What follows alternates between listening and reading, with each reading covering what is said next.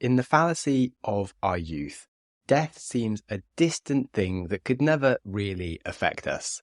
We do know that we are just another mortal being, and yet it somehow just doesn't truly sink in. Every moment of our experience up until now is, of course, of being alive. So our impending death is a fact that we can kind of entertain, but we just can't place in our mind properly. And in fact, all humans aren't that great at really understanding external data or what it means to us, because deep inside we do believe we are special. But what's amazing is this is true. We are very, very special and critically important. The issue is that we are only of critical importance to ourselves. It's only the process of aging that brings us experiences that make us wiser. Maybe your friends die, maybe some of your body parts fail, or you break things. And slowly this sense of wisdom creeps into you and arrives, hopefully, at least for some of us. And this wisdom begs us to start paying more attention to the fact that our bodies will not last forever. Your body has an expiry date, and if you aren't careful, it could end up in the trash at any moment. But besides the illusion of immortality, we fool ourselves in many other ways. The issue of feeling special is a constant truth in our mind, but a lie for understanding the rest of the world. Hello and welcome to the Growth Mindset Podcast with your host, Sam Webster Harris. Today we're going to talk about 3 of the lesser known but really important ways that we lie to ourselves in relation to the belief that we are special. And along with that, I'm going to provide some of my absolute favorite stories to help these ideas sink in. So without messing around, let's go straight into the first concept. Being the first isn't the best, so this concept might not be the best. Could be. We'll find out. But here's a story to give you an idea of what I'm talking about. If you've seen the movie Dunkirk, you'll appreciate it. It was a pretty impactful time on the history of Britain and the Second World War. And in the battle and the chaotic retreat from Dunkirk, Britain was facing a terrifying loss of like half its troops, but clawed some success from the jaws of defeat. 300,000 men were ferried off the beaches of France to England using basically any floating vessel that could be found. Fishermen, ferrymen, and any idiot with a boat crossed the channel to collect the British army, which is facing imminent destruction. The British Air Force flew out to protect the men during the voyage over to stop them from just being picked off from the skies, and Britain celebrated this as a success and praised their plucky achievement for the talented ingenuity of the British people who managed to save so many of its men from the foolish Nazis. General Gort, who led the evacuation, and General Alexander, who was one of the last British troops to leave Dunkirk, were not so delighted. They spoke to Churchill about the fact that Britain had just proven it was possible to ship over 300,000 men across the Channel whilst managing to avoid them all being killed in air attack. Britain may have been the first to do this, but there is now no reasons to believe that the Nazis couldn't do it either. And anything that we manage to do is copyable instantly. It's the same with the nuclear bomb. After that was developed, America was like, Russia won't be able to do this. And yet within a few years, Russia had done it. And whenever we do something that other people have not done, we kind of get this feeling that we are better. Now, this is a very common flaw bound to our predisposition to believe that we are uniquely special. But instead of us being so brilliant in the first, the opposite is true. It only becomes easier after we have done it, because people know that it can be done and they learn from our mistakes as we do it. After Roger Bannister broke the 4-minute mile, it became a regular event, and unsurprisingly, he is now no longer the fastest person to run a mile. Today, you see all the time, many entrepreneurs start a business thinking that if they can create a unique feature first, they'll have unlimited success after that. They'll forget that any competitor can copy a feature if this feature works that they've built. And having a good idea is all well and good, but believing that it will last is just a disaster waiting to happen. I mean, just look at what Facebook was when it first came out. It's a completely different app right now, but if it had stayed the same it was, you wouldn't even know what Facebook was anymore. It would just be forgotten along with MySpace. So, first is not the best, it's just a small window of opportunity at most.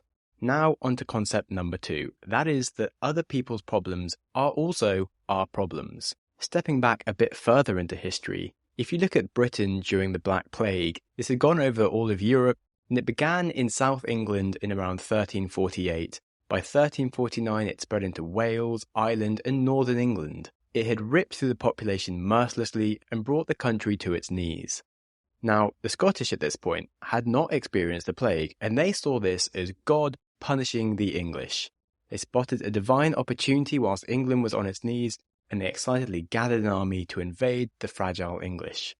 Sadly, plagues don't just exist to weaken your enemy, and as the Scottish started marching towards England, it turns out they were just as susceptible, and within days of crossing the border, their men were either dead, dying, or fleeing in terror. And by 1350, the plague had spread across all of Scotland. Now, this is a reminder to be fearful of other people's problems. It's so easy to look at someone else's problem and think that it'll not apply to us.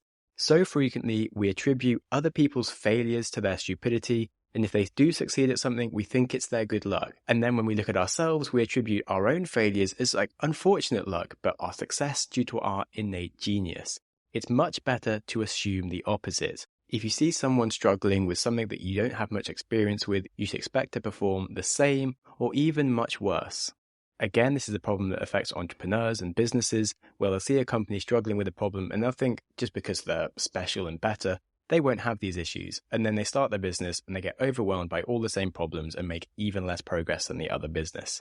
So unless you have some real unique knowledge about how to complete something, you can assume that whatever you want to do is going to be just as difficult or even harder than what other people experience. Okay, and now onto the final concept, and that is to not be racist. This might seem a bit of an odd one to throw into the Growth Mindset podcast, but last week I did speak about prejudice, and I didn't quite have the space in the episode to talk about race in the way that I wished, but it does fit perfectly within this episode.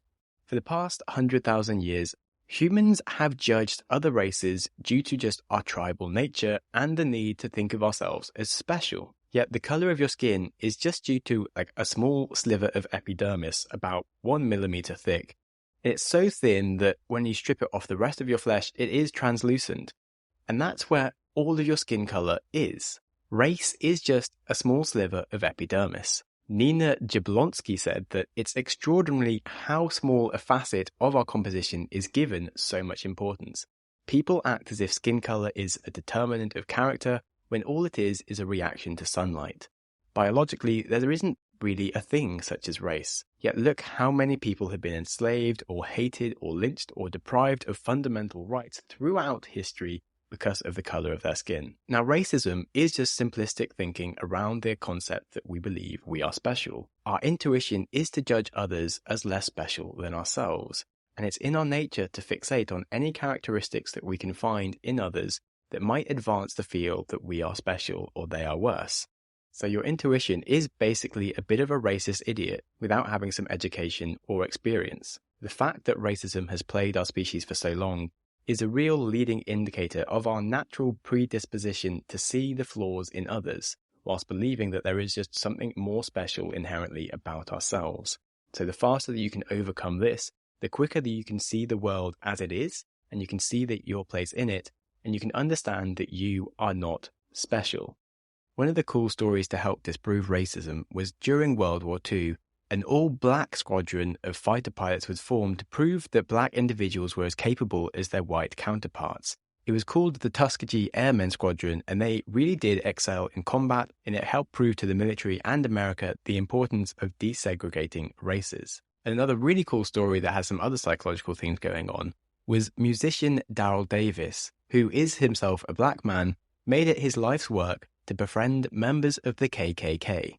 He did this to prove that interactions between races can help really reduce bigotry and improve empathy and understanding.